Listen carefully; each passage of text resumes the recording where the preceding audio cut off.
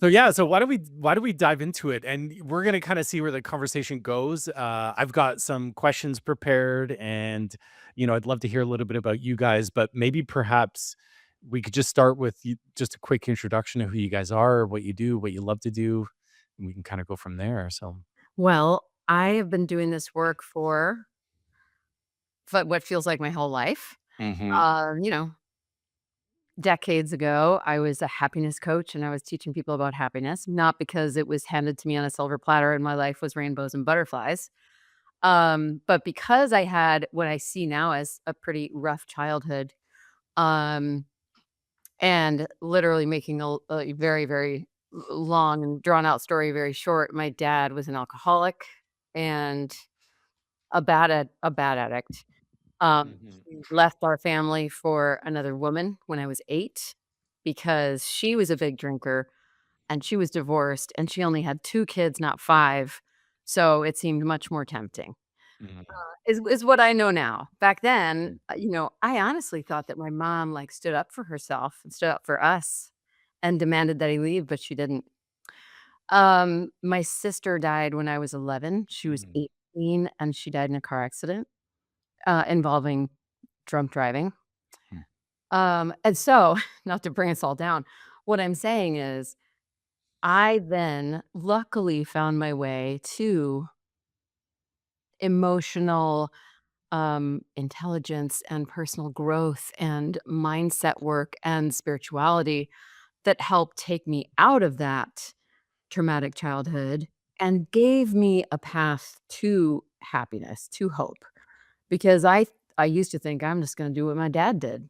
I'll just drink a lot and fail out of classes and get fired from jobs and sleep around and, never trust anyone and, never like that was my plan B. I tried it for a couple decades and it wasn't as fulfilling as I thought it would be.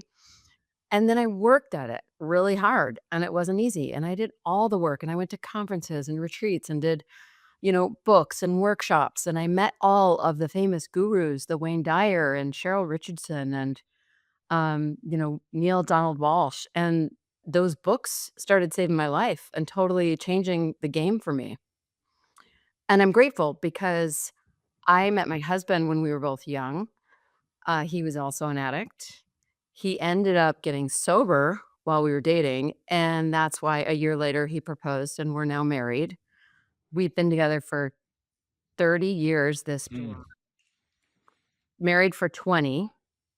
We got married on the 10-year anniversary of our first date. And he's been sober for 23 years. So, Terry Real, the great hmm relationship therapist, and his beautiful famous quote that is something to the effect of, um, "I am the son of a depressed alcoholic, and he's the son of a depressed alcoholic," and I don't know how far back it goes, but that rolls downhill, and my kids will not say that, right? hmm I am really happy and proud that I can be the one in the generation to have broken the chain because our kids will not say that they are the children of depressed alcoholics on my husband's side or mine hmm because we stood in the face of the flames and we changed things by doing the inner work and consistently all the time doing the work to climb our way up toward happiness and toward connection in our relationship and toward what does it look like now when you have infant babies? What does it look like now when you're moving houses? What does it look like now when you have teenagers? What does it look like now that you've been together for 29 and a half years? Like we've never navigated this before.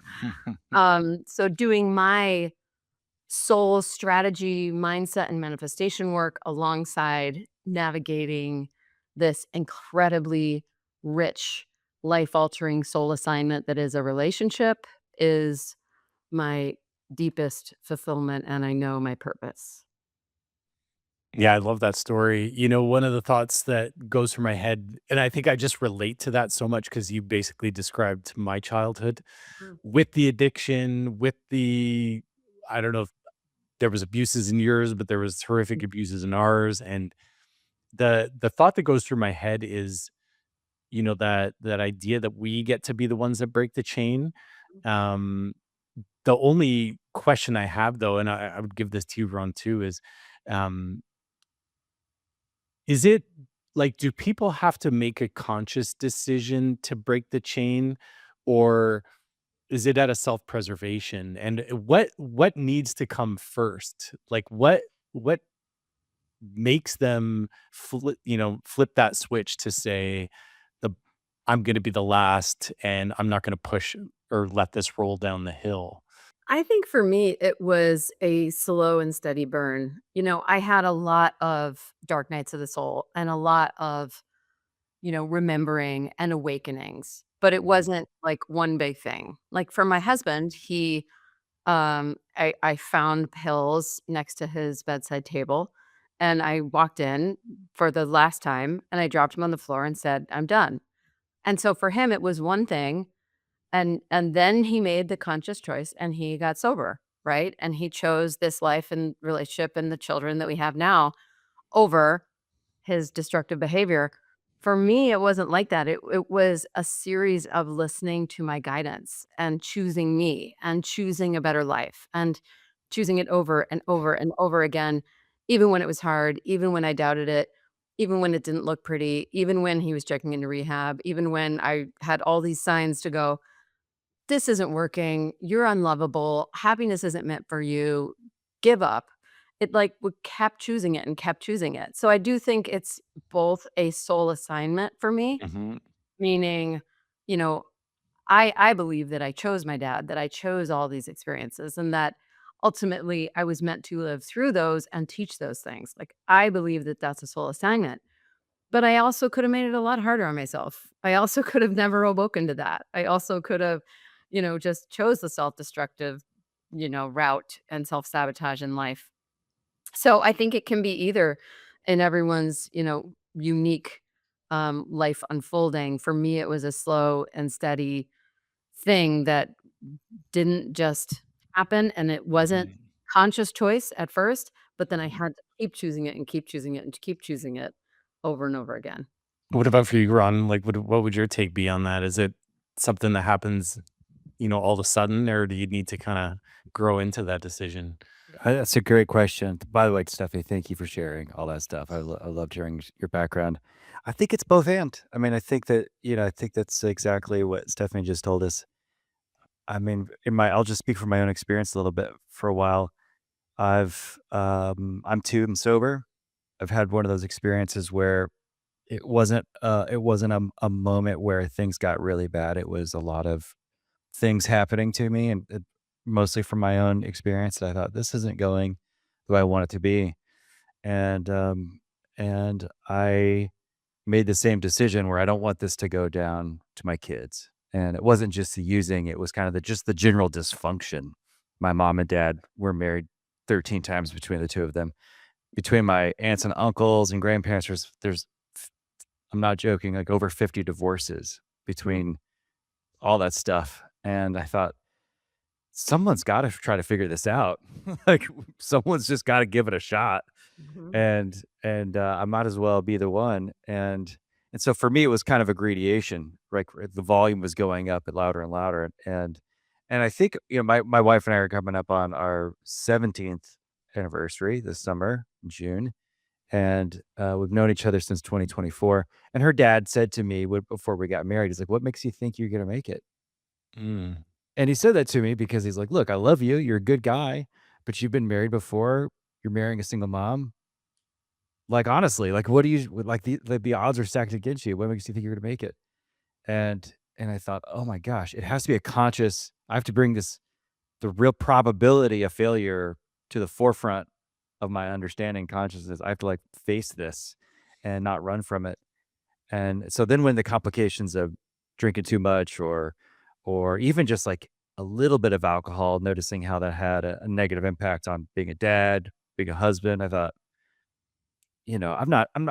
I don't need to go through losing a job or a family in order to stop this. Like I'm going to try to give myself the best capacity I can.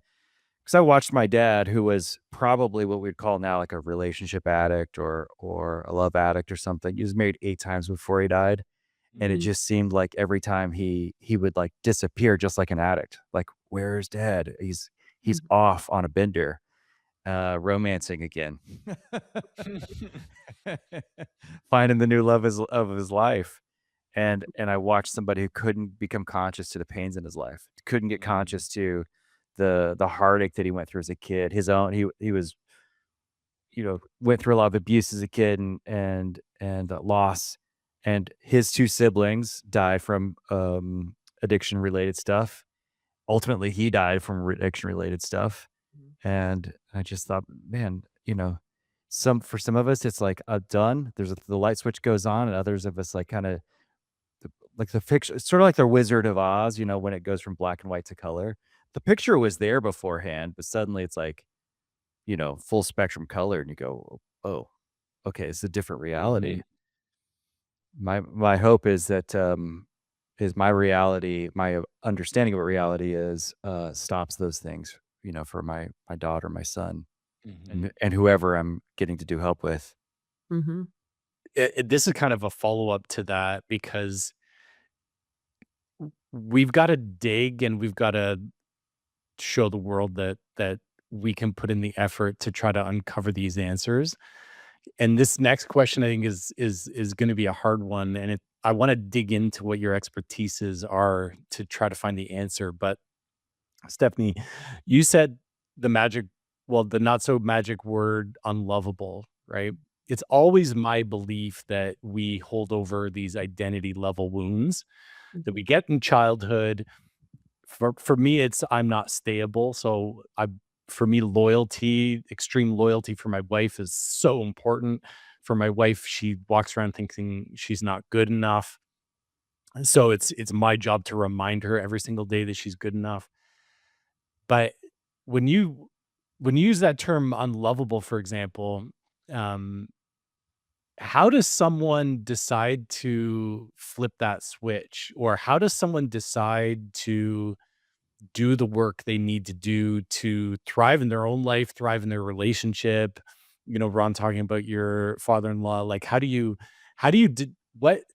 what's getting in the way of every single one of us being a better spouse or a better partner or even better to ourselves? Like there's some cork in the bottle. I'd love to know what your individual takes are on that. Like what stops someone from uncorking that bottle and letting, the joys and the hopes and dreams out? Well, I think it's, when I was hearing Ron's story, and so similar to my story and your story, Jonathan, it's like I see my dad had lacking skills. He didn't know how to handle his addiction. He didn't know how to navigate a relationship. He didn't know how to navigate parenthood. Really didn't know how to navigate the grief of my sister passing alongside parallel to his addiction. And so we just lost him, you know, to those lacking skills. They are skills that you can learn, right? And so the lacking skills of understanding these limiting beliefs, understanding that we choose the meaning that these childhood experiences have in our lives. Like, once I was old enough and doing the work, I could look back and say, oh, my dad left, and I chose that that means I'm unlovable. But I can choose that that doesn't mean I'm unlovable. I can choose that that means that he was lacking skills. That means that he was an addict. And that means that he was doing the best that he could do at the time with all that he was given. That totally changes my Mhm. past. That changes my story completely. And so, yes, I had a story for decades that was, "I'm broken, I'm unlovable, and no good things can happen to me," because of the experiences I had. They're totally justified. I could tell it to anyone, and they'd go, "Oh, yeah, geez, oh my god." I mean, just give up on life at that point. Like, Mhm.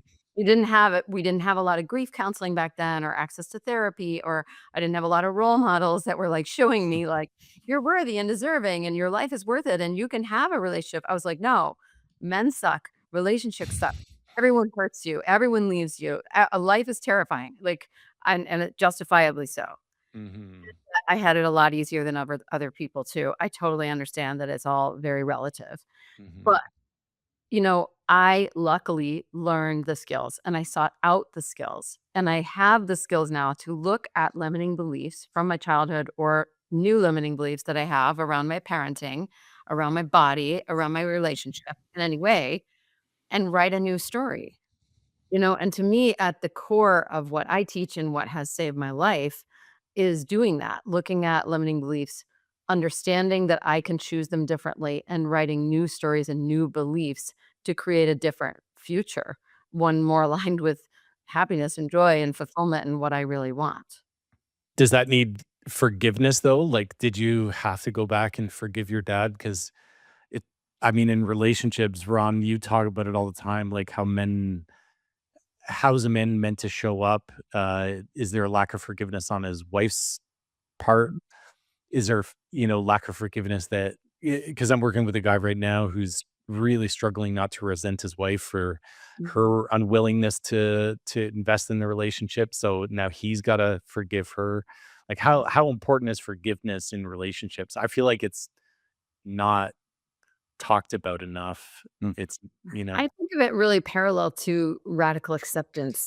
Like, I don't know that I needed to forgive my dad. I think I did forgive my dad, but I think I radically accepted his lacking skills and his sole assignment to come here and be an alcoholic and live the life he led and not show up for his children and all those things. When I accepted that and found gratitude for this amazing gift he gave me, which is life, then I forgive, I forget, I move on because I Mhm. accepted that that was his path and that he gave me this life. So my dad was, after my sister died, he was we hardly saw him. I saw him maybe 4 more times throughout my life after that. Wow. Um, and one time I ran into him on the street after he'd had a stroke. He was walking down the street. I thought he was a homeless guy, and it was him. And I jumped Mm. out of the car and I ran over to him, and we were having this conversation. He couldn't speak that well because of his stroke, but I understood everything he was saying. Mm. And all I had was total sheer gratitude for him. All I had was gratitude. Like, "Thank you, thank you, thank you." I was Mhm. smiling, I was talking to him, we walked together for about 10 minutes, and I said, "Bye," and I said, "I love you, dad," and I gave him a hug, and I got back in the car and left. So, I don't know that it was an active practice of forgiving him as much as it was accepting my life and his life in parallel and finding the gratitude in all of that. And thank you for sharing that, Stephanie. I truly feel like anytime you ask someone, "Can you forgive?" or, "Will you forgive?" or "Have you forgiven?" their automatic response is to qualify forgiveness. They'll say, "I don't know what is Mhm. forgiveness?" Mm. Right? People want to avoid answering the question, "Are you willing to forgive?" Mhm. Mm. Right? And so, yeah, Ron, I'd love to know your thoughts on that. It's a good question. I love talking about forgiveness. It's a weird thing. It's very squishy. I Mhm. love Stephanie's definition of it as acceptance. I mean, I was thinking about my dad a lot. My dad died when I was 23. And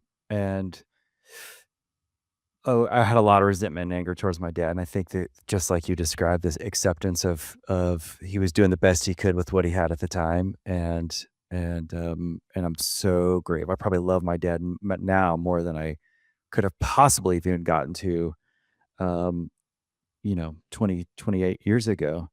And I think forgiveness isn't just a one and done experience. I think it's a choice Mhm. we make, um, on so many levels. And I think the, first kind of place we have to stop with forgiveness or start with forgiveness is going, I'm here now. I mean, we all you guys both named the lie that you lived in. You're coming into adulthood. Mine was nothing good ever works out. So we all Mhm. have this like programming of like this is what it Mhm. means to be an adult. This is what it means to be in life. And part of my detuning that or rewriting the story, kind of like Stephanie said, reprogramming it, increasing the upper limit or whatever it is, however we want to describe that, is recognizing like I'm doing the best I can. Mhm. And I have to forgive myself. And if I can look at my wife or look at business partners, whoever it might be, and go, doggone it, they're doing pretty good, all things considered. And sure, maybe I've carried some of the weight or I've done a bit more than I think I should have, but man, they're doing pretty good. So that forgiveness thing is I think often tied to the resentment or contempt or hurt of feeling like no one understands what you're going through or what I'm going through. And or if they'd only known how much it had hurt me, that everything would be okay. Or why can't they see how damaging this has been? I think it's a cry for neediness to be seen, visibility, and among other things.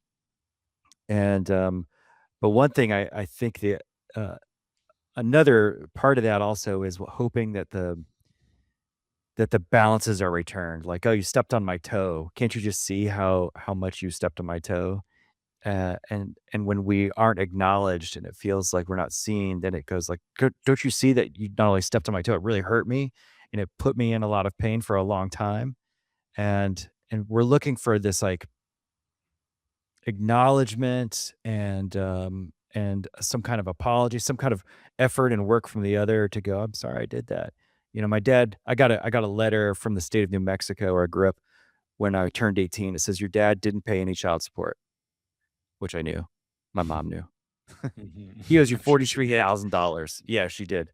Mm. And he owes you $43,000. Sign here and it will all get paid to you. We'll garnish his wages and you'll get every penny. Sign here and it's all gone. It's forgiven. It's Hmm, forgiven. hmm, So I was trying to get my dad's love, Mhm. get his acknowledgement, and I forgave him. Now, I don't hmm, think that was real forgiveness, by the way. mhm, I think mhm, that was me Mm. working hard and trying to essentially manipulate the situation in order to get my dad's love. I don't think my dad ever knew I did that. I think he mm, had any idea. I think that was probably an injustice to my mom, and mhm, she probably needed that money more than I did. And it took me years to recognize that, man, the act of forgiveness has nothing to do with what the other person does, and it has mhm, everything to do with how I see the Yeah. situation, how I see mhm, myself, how I view them, and recognize, I'm at a certain kind of limit in my life. Like I'm not very smart. I'm pretty able-bodied. Like, and if I can recognize my own limit and their limit and go, okay, we're all doing all things considered pretty good. I tell my clients, given the choices of a day, your wife's probably not deciding to be like super pissed off at you. This isn't like a mhm, choice. She's like, "Oh, I want to make this choice. mhm. This feels good." This is programming, man, that she came, shipped from the factory to you. Can you say then that she's forgiven him if she can walk around all day pissed off at him? Like, Mm, I wrote down what you said about, the questions, "They don't understand me. Why can't they do this, do that?"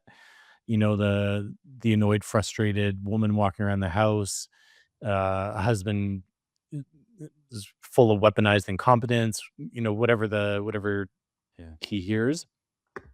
Is she able to forgive him?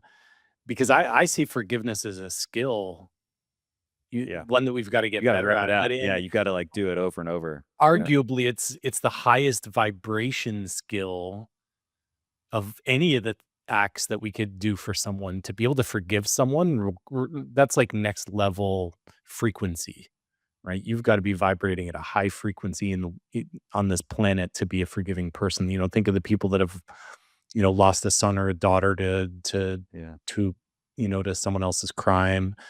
Um, so is a woman in that instance, does she forgive her husband if she can walk around pissed off all day? Does she like her husband? Yeah, that's great. And It's do funny you you need asked, did to she like like her? someone to Because, forgive yeah. them? Because I feel like you do. I feel like, Yeah, that's and a good I don't know if question. it's a chicken and the egg. I feel like you don't forgive them, so you don't like them, and because you don't like them, you can't forgive them. So it's kind of like this vicious circle that. So that's the first thing I ask my clients. I'm like, "Do you and your wife like each other?" Mm, Because that could go pretty far if yeah, there's something there. Like, we can work with that. Okay. yeah. Gosh, I mean, I think so I wanna be pretty clear about everything I'm about to say. I work with a very specific kind of person, married to a very specific kind of person. Mhm, And so this is not a general statement about men or women. And and in my experience, I end up with guys who are, um, feel the need to be perfect in order to be loved. They tend to do a lot of over functioning in their life, not just at home, but like in general. They're overachieving to feel safe in the world. And they end up with women who are often also overachievers, but they use bitterness and anger and their as their own ways of control. And this predates their relationships. This is oftentimes because in her experience, maybe she had a very one of her parents was super controlling, and that's how she learned what family was. Mhm. And if her home was chaotic, then maybe that's what she learned love and family was. And through the kind of unresolved, childhood stuff and unresolved just conditioning into adulthood, just learning how to be an adult also, because I think there's actually a certain level of just learning how to deal with the pain of growth. Just dealing with, like, what does it mean to be a mature, emotionally stable, capable, maybe, dare I say even sober person. Mhm. And I don't mean, from stuff, I just mean in life. and or am I going to blame it on the circumstances and the people around me? There's a famous, I don't know if it's famous. I learned this in the Boy Scouts. uh I grew up in rural New Mexico. The Boy Scout lore was, if you want to get rid of all the coyotes, you get them to turn on each other. Mm. And the way to get them to turn on each other is to bait them and then wound one of them. And if you can get one to turn on the others, then the whole system fails. And that's kind of how I see dysfunction in relationships is, the husband may have not be the primary wound, but he's certainly biting back. Mhm. And the wife isn't, looking at the husband and saying, like, "You're the reason I feel this way." Although sometimes those words come out, I don't think it's often the real reason. I think often it's like deep down in there, dad not showing up, mom being gone, mom overworking, dad being, philandering, whatever it is, or a lot of harm, like real harm that happens. And so it's sort of that forgiveness is really, I think, just waking up to like reality. And I hope that everyone involved has the capacity to wake up to reality.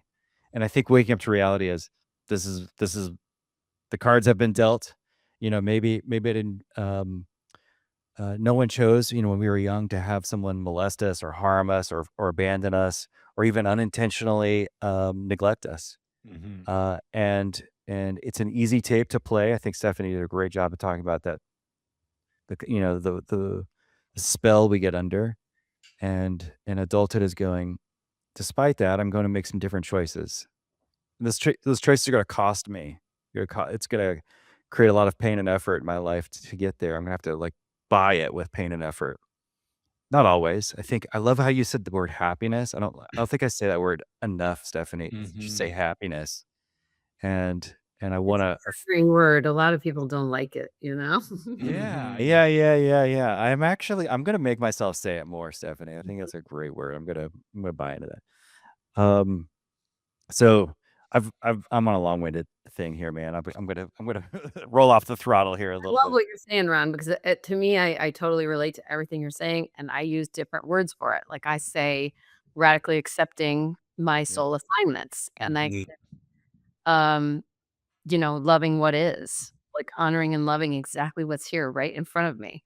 Yeah. I have to radically accept my husband and who he is. I have to radically accept the soul assignment that we have to be together and have these children together, right? And radically accept exactly who he is because I am a coach like you guys. And so I'm trying to fix everyone and make them all know all these, lacking skills. I'm trying to fix Mhm. everyone's lacking skills all the time because I know how to Yeah. fix lacking skills. So Yeah. instead of trying to fix my husband all the time, which I've tried to do for 29 years, to really radically accept that he doesn't need fixing, that he's exactly right, exactly as he is, that there is a price of admission to being with him, and he pays a price of admission to Mm. be with me, like he's with someone who's trying to fix people all the time. And I'm with someone who's like an alpha male Neanderthal and loves that about himself. So when I radically accept that these two people met for a reason, Mhm. that it will advance our soul and human journey the most more than anything else ever could. And I love what is, all of it. You know, the triggering each other, the fighting, the figuring it out, the coming back together, the, disconnection, repair, connection, disconnection, repair, connection, disconnection, repair, the cycle that we go through all the time. The growing this life together and these children together and like all of it while loving each other through it all.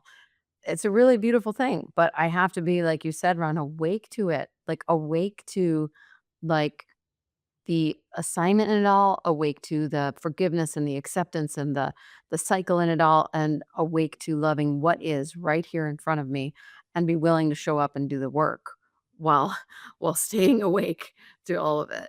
Yeah. I'm I gonna say love one more thing, Jonathan, that I wanna ask you the same question. But there's a phrase that gets thrown around the sober world, which is where we have to act as if it is like that things can work out, that there's purpose in my relationship, there's purpose in my suffering. So the it is the kind of fill in the blank for whatever life has got thrown at you. Sometimes we have to act as if it's true. We have Mhm. to act as if it's true that happiness is accessible and good for us, and that it can be attainable, and that we can learn the skills to live in that place. Sometimes we have to act as if it's true that learning to forgive is accessible and is good for us. Because oftentimes we don't want to forgive because we just like that effing person deserves my contempt and my anger Mhm. and Yep. my vitriol, right? And so I think there's a little bit of play, if you could say, or pretend that one has to go, I'm gonna just try this. Jonathan and I both live in Spanish speaking places. I don't know about you, Jonathan, but I have to like act as if I know what's going on when I'm speaking Mhm. Spanish with the folks Mhm. around me. Mhm. And and like it kind of works. Mhm. It kind of works. So, what about you, Jonathan? Like, where do you think this guy's role in forgiveness and and can his wife forgive him? Is this a necessary part for their repair? What do you think?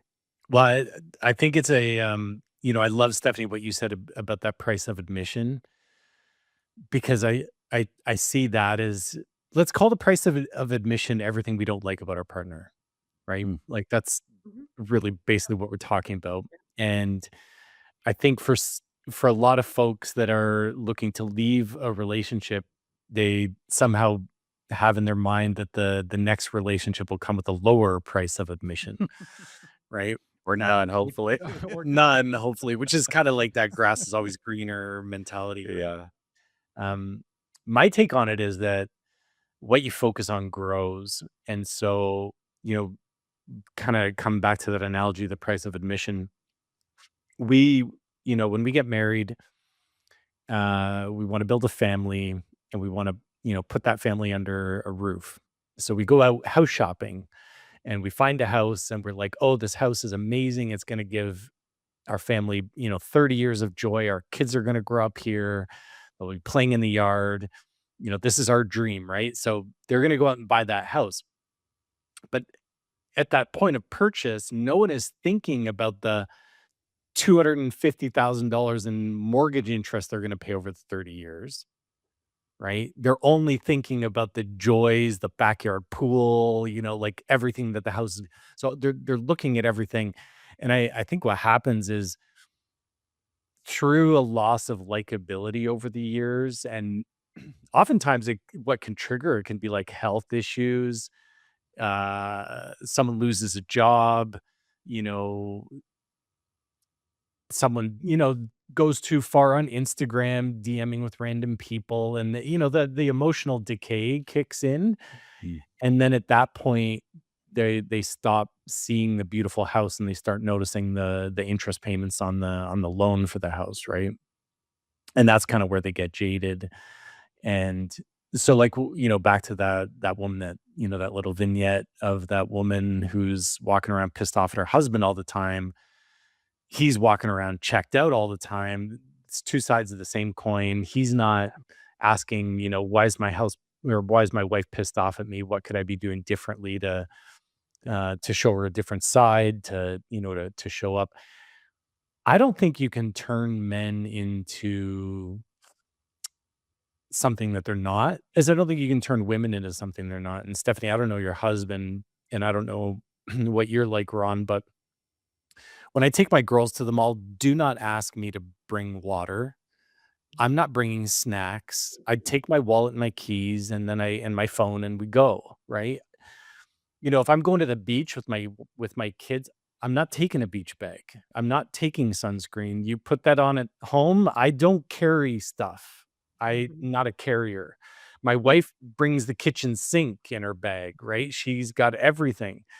So this idea that we can negotiate our way into, getting our spouse to be someone they're not, I think is crazy. I think it's a waste of time, and it's really just focusing on the mortgage payment or the interest on the mortgage payment. But what we should focus on, again, not that like price of admission, is, all the joy and the likability that we have, the memories, which is kind of like another way of saying your radical acceptance, Stephanie. Mhm. Like it's, you know, w- and what I'm teasing out of this entire conversation is I'm hearing the word choice and choose a lot. Yeah. Uh, so I don't know. Maybe as coaches, we kind of understand that all people are good people, but good people can make bad choices. So if you want a better life, make better choices inside your marriage, inside your life, your career, and all that stuff. Um, but I really just kind of the theme is that's speaking to me is that these choices that we all get to make, right? But I do feel like there's something blocking a lot of people from making better choices. Maybe the lacking skill of not really being taught how to lean into the work and how to show up and give someone what they need and how to have that compassion and that kindness and serve the relationship, right? Like, you you can't I mean, I think you can teach someone how to choose their partner, Mhm. how to put them first, and how to, give them their love language and, meet their needs, but they aren't probably gonna find that on their own. That's why the work that you guys are doing with men and with relationships is so important because I think that women more often, like, seek out, like, how they can do better, how they can serve people in their life and in their relationship, and some of them get so bitter and contemptuous and resentful, and they shut down. However, most, I would say, are seekers, and they're nurturers, and they wanna feed and fuel a relationship and be their best in a relationship and in their parenting. And men, I don't know that they have enough example of that, so they're not taught that lacking skill, They're taught, like, that's a weakness. Like, Mhm. you show up and you get respected, and if you don't get respected, then it's all the mortgage payments, right? And it's all the Mhm. there's no Mhm. more happy visualizations of the Mhm. house and whatever. It's the mortgage payments, and these are in your face, and it's your job, and, no one's helping you. Yeah, they're lacking that skill and lacking that, example and that mentoring and those tools, like the literal tools of how to choose, how to fuel the relationship. Look at it as a separate identity and work toward that. Like show up for the relationship because it's that important in the growth of your family and your life. Yeah, it's important work. Um, and it starts with that initial piece of understanding that you choose and how to choose better. But don't you I feel like men don't really understand or take the time to be curious enough to Mhm, ask, why do women care about the things they care about? So, mhm, like, there's this, like, famous, I don't know how famous it is, but there's, this, like, meme online where, the guy goes and meets his buddy and learns that his buddy's gotten engaged, comes home, and his wife asks him, "So who did he get engaged to? What's she like?" He's like, "I don't know." Yeah. Right? Yeah. And so men kinda have 0 curiosity, but I think what men really kinda don't understand, and I see this, I mean, we just had Easter recently. Mhm, There would not be eggs for an Easter egg hunt scattered all around the house. mhm. There wouldn't be bunnies, there wouldn't be chocolates, there wouldn't be gifts.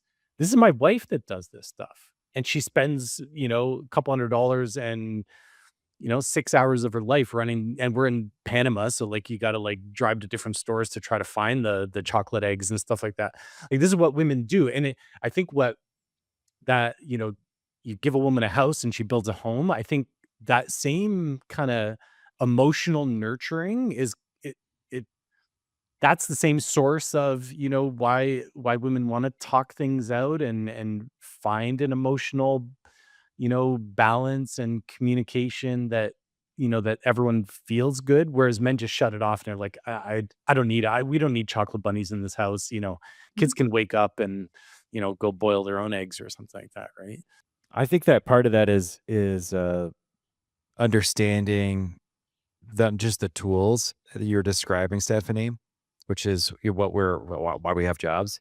But I think previous to that is a person's ability to imagine a better life. Like, can they imagine a better life? Can they imagine their relationship getting better? Can they imagine that good can happen not only outside of the relationship but within the relationship? And can they do that? One thing I have to really like honor my wife with is that she's always had like a beautiful vision for us, for not just her life or my life, but for us. And she has a theme around it. It's called romance and adventure. And it's been this like vision that she hasn't just casted once, but she continues to cast over and over and over again for us.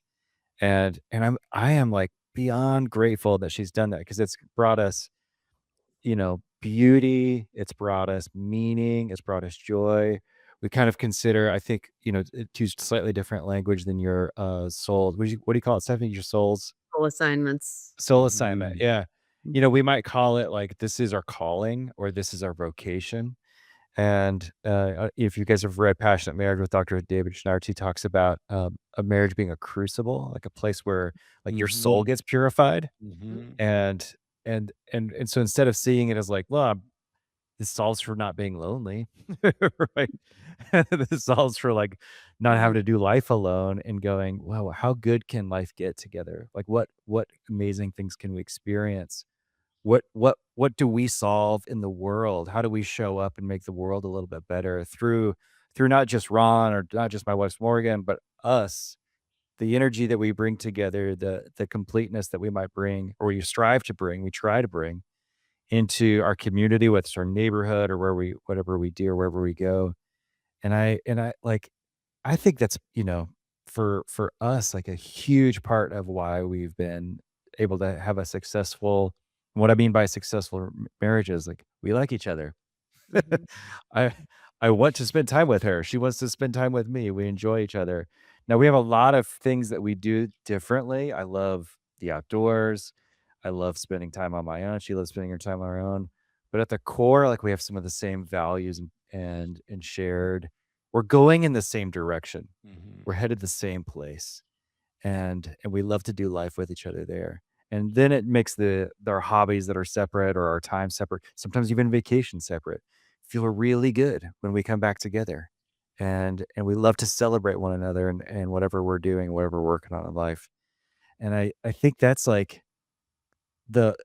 I hope when I'm working with a guy and he's thinking about his life, I hope, man, do you have a vision for how good it can be? Do you have a vision for what it could be for you guys to really enjoy life together, enjoy the next few years once the kids are gone or whatever it might be.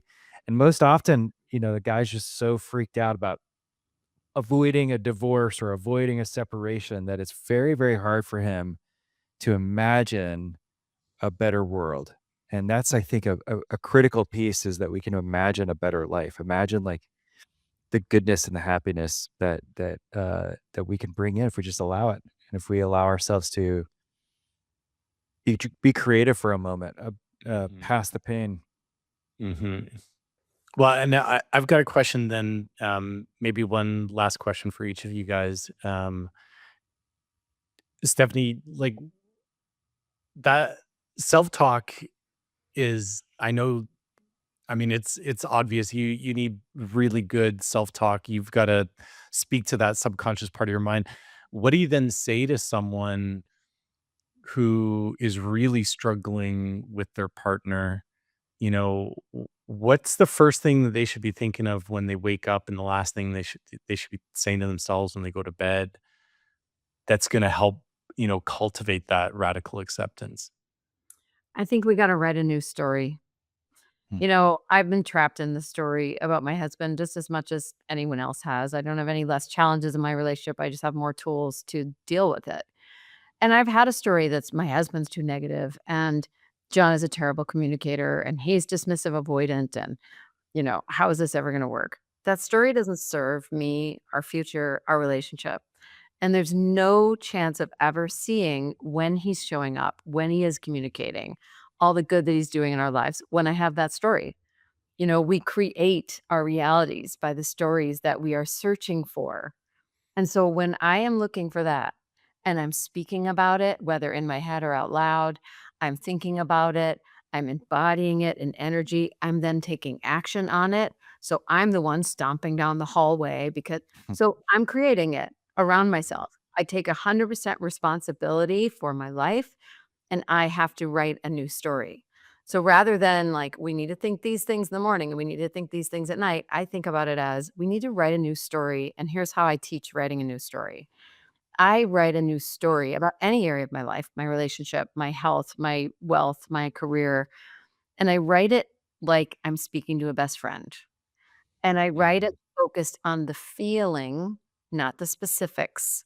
So I don't say, my husband and I are now doing date nights, and he's finally texting me before he leaves the office, like I've asked him to for the last 15 years.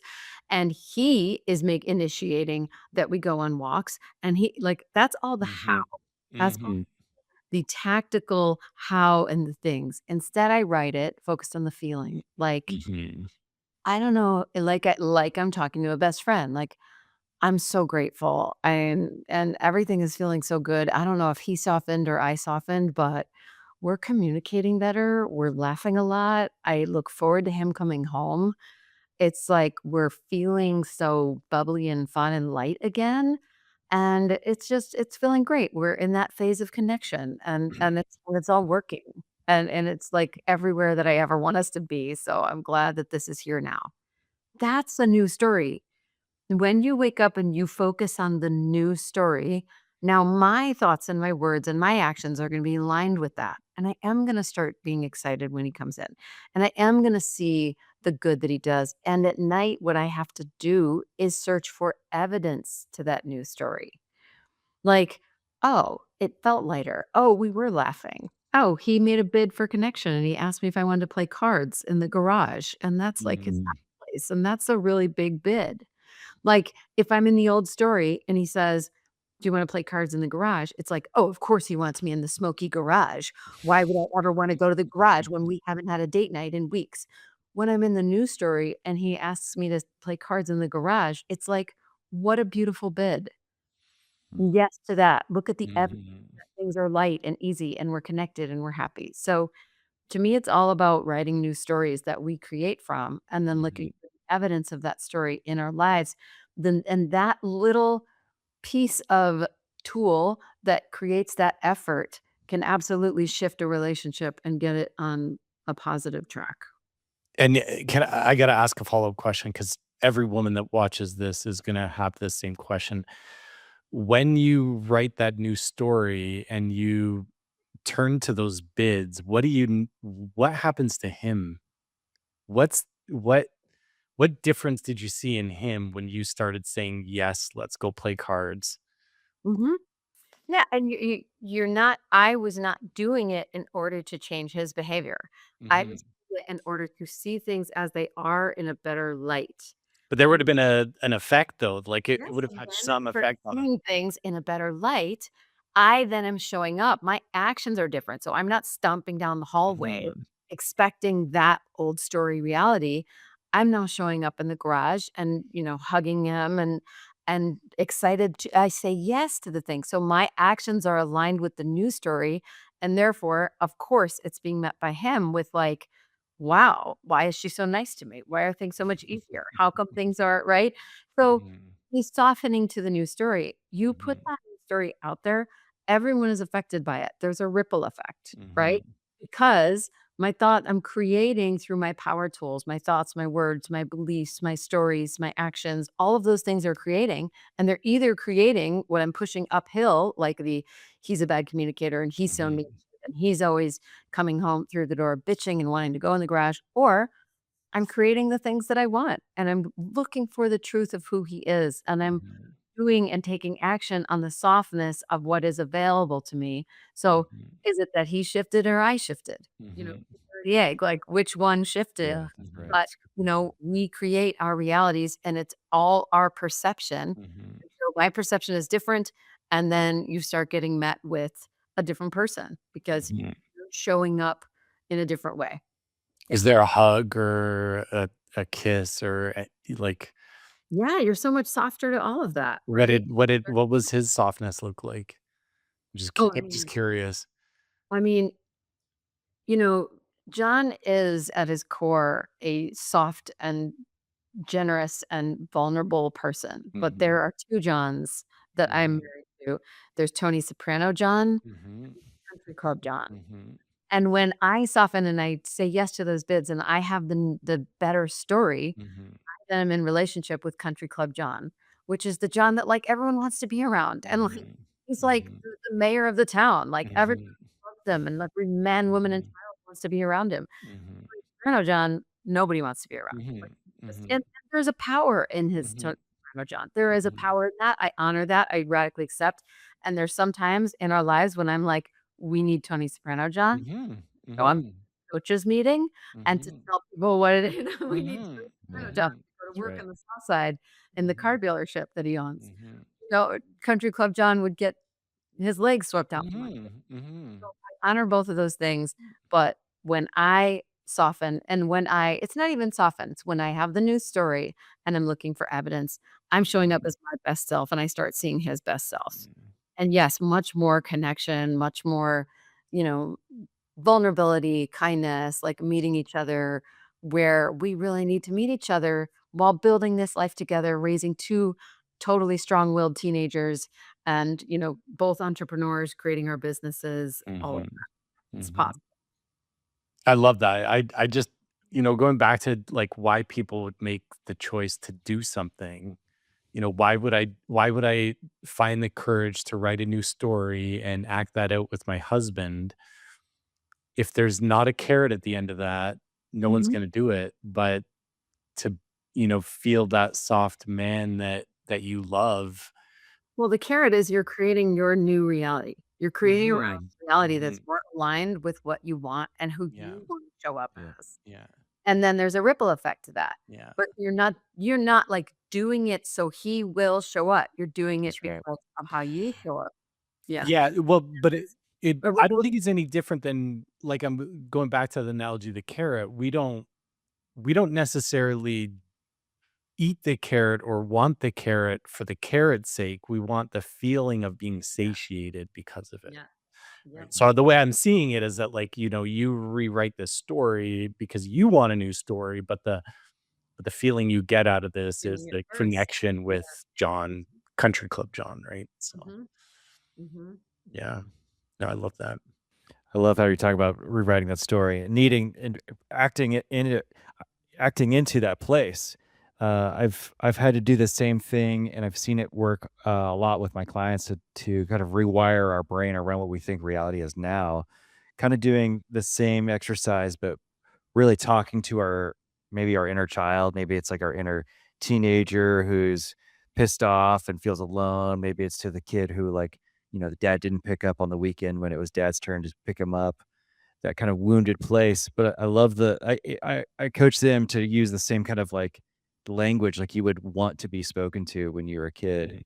Mhm. And Mhm. then just to get into great detail of what's working right now, like what's going well, how amazing it is, so that we can start to see a different reality and have a new story going on in our head.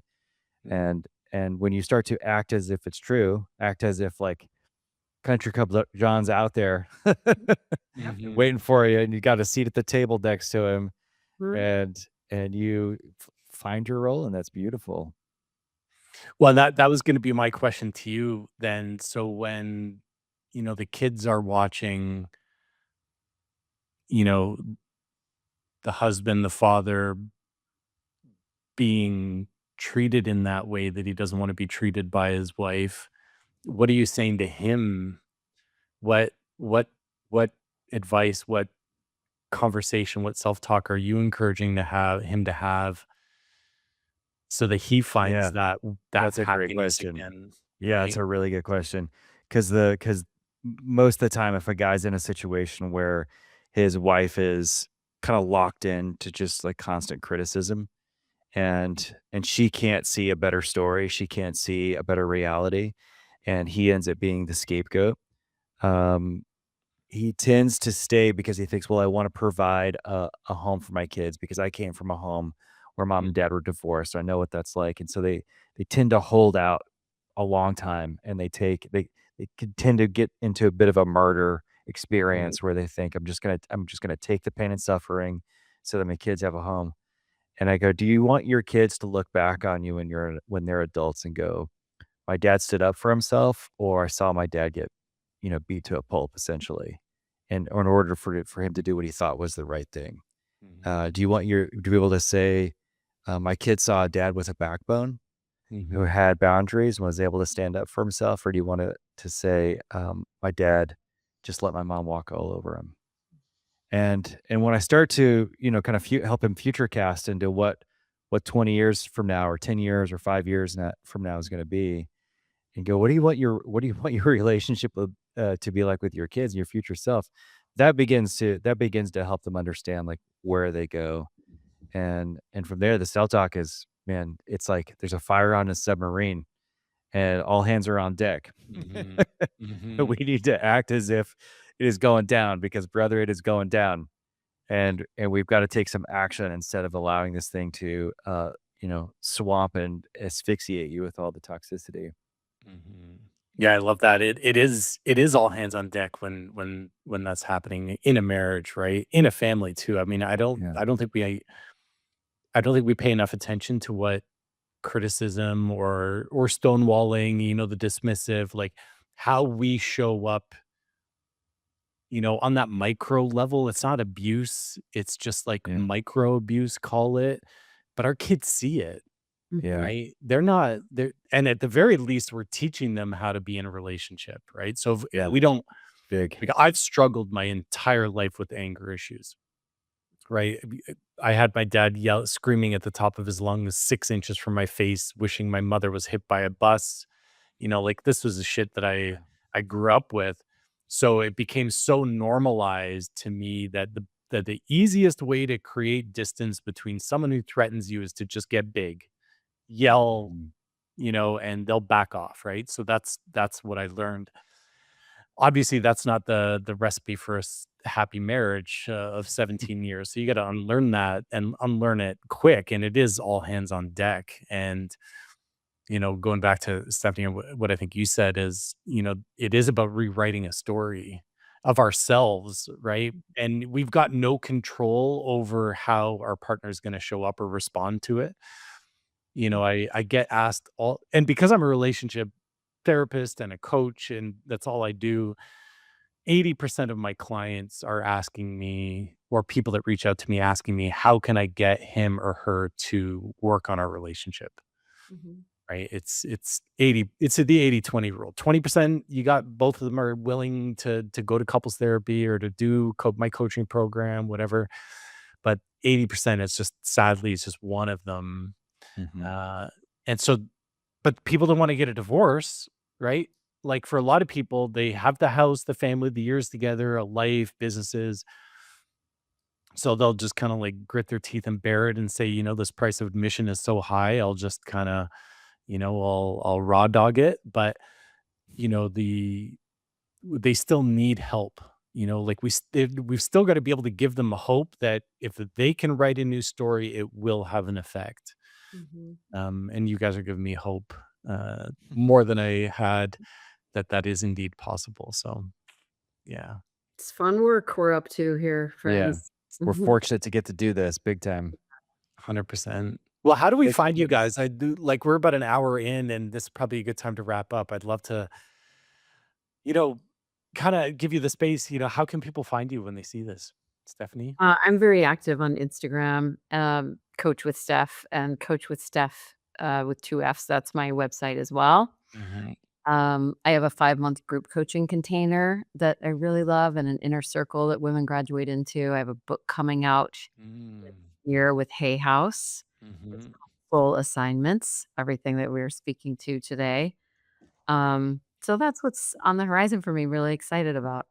You gotta is there a date in mind about the book? Is it like It's spring of 2027, so oh, they haven't amazing. given the exact date yet, but Well, yep. we'll keep track of that because, Ready. Mhm, yeah, that's a beautiful development, so and mhm. Ron? Yeah, you can find me on Instagram as well, or if you just search my name, Ron Cecil, on Facebook, you'll find me there. Whichever of those helps you. And I have a, weekly men's container for guys kind of on the verge of a breakdown in the relationship or divorce, or they're either trying to stop it or they're already through it. And then I do most of my work is one on one with guys. Love that. Love that. Well, it's been amazing. So great to kick off our inaugural chats, Ron. This is Yeah, it's exciting. fun. We're good Yeah. at this, Jonathan and Ron, really good. I hope you guys Ron is a podcaster, like, he's had a podcast. I'm terrible at it, so, I'm Ron, kinda, like, following write a his new lead story, essentially. Jonathan. You're fine, John. Yeah. Yeah, Look, we yeah, showed up with the uniform, man. Like Yeah, this is a exactly. good sign. Ron's This is doing well. good I'm kinda assignment. excited about this, Yeah, so yeah. Stephanie, thanks for hanging out with us today. I Yeah, loved hearing your no, story. thanks for You really having us. appreciate your vulnerability and everything you Great said. I took notes. I took deeper. notes. I know a ton too. I took a ton too, so Yeah. yeah, Well, I love this work and I love doing it with people like you guys. So, yeah, thanks for inviting me. It was fun. And amazing. stay connected.